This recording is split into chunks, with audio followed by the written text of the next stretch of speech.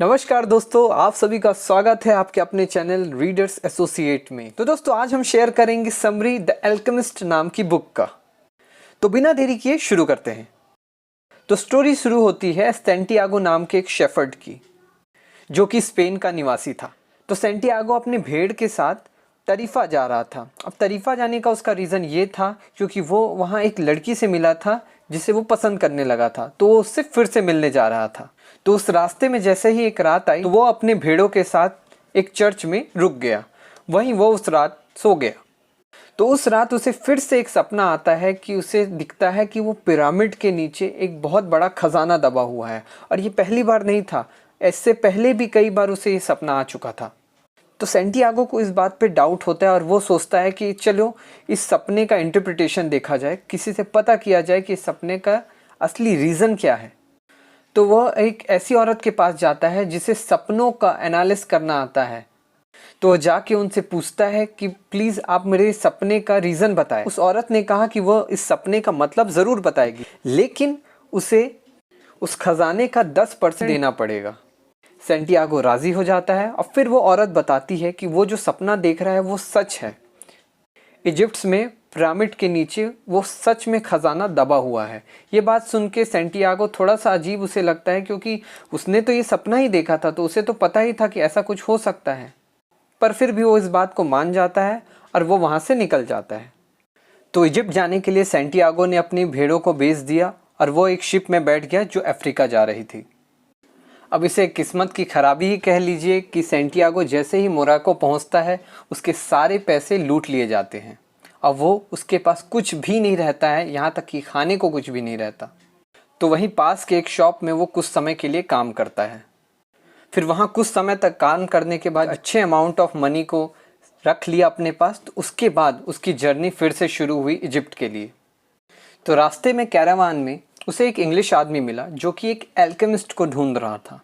अब एल्केमिस्ट को ढूंढने का रीज़न ये था क्योंकि वो एल्केमिस्ट पत्थर को भी सोना बना सकता था। तो इसी के साथ सैंटियागो को लगा कि हम दोनों एक दूसरे के साथ देंगे तो शायद हम अपने मिशन में पूरा हो पाए। लेकिन रास्ते में ये बात पता चली कि बहुत बड़ा वॉर होने वाला है उस इलाके में। तो सब ने ये सोचा कि चलो कहीं रुक जाते हैं।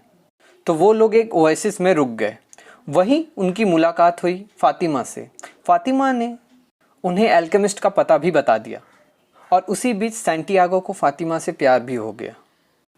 अब रोज़ सैंटियागो और फातिमा एक वेल के किनारे मिलते थे। सैंटियागो को एक विज़न आता है कि ओएसिस में अटैक होने वाला है। तो वो ये बात वहाँ के सरदार को जाके बताता है। वहाँ के सरदार का ये कहना होता है कि हम प्रिपरेशन पूरी रखेंगे, लेकिन इन केस अगर कल को जंग नहीं होती है तो हम तुम्हें मार देंगे। और किस्मत से अगले दिन वहाँ अटैक हो भी जाता है और वो डिफेंड इसीलिए कर पाते हैं क्योंकि सैंटियागो ने जैसे उन्हें बता दिया था तो वो सब प्रिपेयर्ड थे। और इस बात पे खुश होकर वहाँ के सरदार ने काफ़ी सारा पैसा सैंटियागो को दे दिया। सैंटियागो ने भी ये सोचा कि वो अपनी फातिमा के साथ यहीं सेटल हो जाएगा इतने पैसों के साथ। लेकिन फातिमा का कहना होता है कि उसे अपने सपनों को पूरा करना चाहिए और उसे आगे बढ़ना चाहिए। और उसी बीच सैंटियागो और एल्केमिस्ट की मुलाकात होती है और एल्केमिस्ट सैंटियागो से ये पूछता है कि तुम ही वो हो ना जिसे विजन आते हैं और जिसने इस जगह को बचाया है। तो इसी बात पे एल्केमिस्ट और सैंटियागो एक दूसरे का साथ देने लगे और साथ पिरामिड की तरफ बढ़ने लगे। बीच में फिर कुछ गुंडों ने मिलकर उन्हें मारने की कोशिश की, उनका सारा पैसा ले लिया। सैंटियागो को बचाने के लिए एल्केमिस्ट ने ये तक बोल दिया कि तुम इसे जानते नहीं हो, इसे बहुत अच्छे अच्छे सपने आते हैं और ये तुम्हें उड़ा भी सकता है इस जगह से। जिस पर वो गुंडे हंसने लगते हैं और कहते हैं कि चलो तुम्हें कुछ दिन का समय दिया, अगर तुम लोगों ने ये काम कर लिया तो हम तुम्हें छोड़ देंगे। और किस्मत से तीसरे ही दिन एल्केमिस्ट और सैंटियागो के कारण वहाँ एक बहुत बड़ा तूफान आता है और वहाँ के गुंडे डर जाते हैं और उन्हें छोड़ देते हैं। फिर कुछ दूर जाकर एल्केमिस्ट ने तांबे से कुछ सोना बनाकर सैंटियागो को दे दिया और वहाँ से सैंटियागो अकेले ही जर्नी स्टार्ट करते हैं। इजिप्ट पहुँचते ही जैसे ही सैंटियागो उस पिरामिड के नीचे खुदाई शुरू करता है, वहाँ फिर से कुछ चोर बदमाश आ जाते हैं और उसके सारे पैसे लेकर उसे मारने लगते हैं और वो बेहोश हो जाता है। बेहोशी की हालत में सैंटियागो बड़बड़ाने लगता है और उसी हालत में वो पिरामिड में खजाने होने की बात को दोहराने लगता है।